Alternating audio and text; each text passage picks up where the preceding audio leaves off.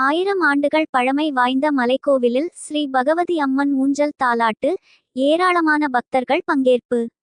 வேலூர் மாவட்டம் வேலப்பாடி அடுத்த பகவதி மலை அடிவாரத்தில் வேப்பங்காடு ஸ்ரீ பகவதி அம்மன் ஸ்ரீ பன்னபேஸ்வரர் திருக்கோவில் அமைந்து உள்ளது. இயற்கை எழில் கொஞ்சும் பகவதி மலை அடிவாரத்தில் மூலிகை மணம் வீச சுமார் 1000க்கும் மேற்பட்ட வேப்ப மரங்கள் சூழ்ந்த பகுதியில் இந்த கோவில் அமைந்து உள்ளதால் இந்த கோவிலுக்கு வேப்பங்காடு பகவதி அம்மன் கோவில் என்று பெயர். மேலும் இத்தலத்தில் பனைமரம் மற்றும் அரசமரம் என 2 மரங்களும் பின்னி ஒன்றாக இருப்பதும் மரத்தின் அடியில் சோழர் காலத்தில் பிரதிஷ்டை செய்யப்பட்ட சிவலிங்கம் அமைந்து இருப்பதால் இந்த சிவலிங்கத்திற்கு ஸ்ரீ பன்னபேஸ்வரர் கோவில் என்று பெயர். இதற்குரிய அரச கால கல்வெட்டு இன்றும் அப்பகுதியில் அமைந்து உள்ளது. சிறப்பு வாய்ந்த இந்த திருக்கோவிலில் நேற்று ஆவணி அமாவாசை பகவதி அம்மன் ஊஞ்சல் தாலாட்டு வைபோகம் நடைபெற்றது.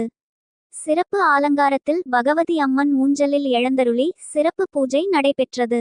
பின்பு பெண்கள் ஊஞ்சலை தாலாட்டி அம்மன் துதி பாடல்களை பாடி மாலை தொடங்கி இரவு வரை பாடல்களை பாடினர்.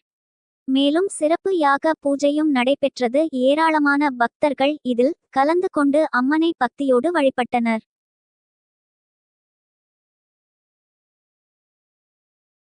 எனது பெயர் தமிழ் புகழேந்தி.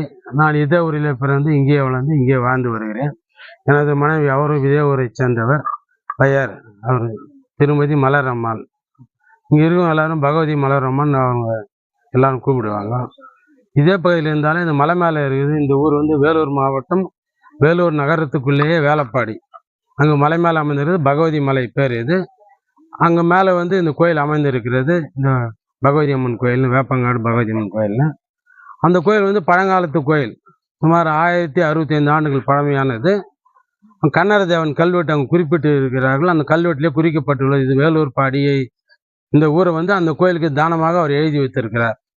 அவர் கன்னட தேவன் கல்வெட்டு. அதன் மூலமாக 1065 ஆண்டுகளாகிறது. இங்கு சுமார் 25 ஆண்டுகளாக நானும் எனது மனைவி அவர்களும் அந்த கோயிலை பராமரித்து மேலேயே சிலை வைத்து நாங்களே பூஜை செய்து வருகிறோம். பிறகு இங்கே ஆன்மீகவாதிகள் ஸ்ரீ ராமகிருஷ்ணன் சாஜ் அவர்கள் கோயிலை கட்ட வேண்டும் விரும்பினார். இங்கேயும் அவர் சிலை அவர் தான் பிரதிஷ்டை செய்தார். சிவன் சிலையும் அம்மன் சிலையும் இங்கே கோயில் கட்டி தற்போது வழிபாடு வருகிறோம். இந்த கோயில் மிகவும் பிரசித்தி பெற்றது இருந்தாலும் முக்கியமாக அமாவாசை நாளில் இங்கு தாலாட்டு நடைபெறுகிறது.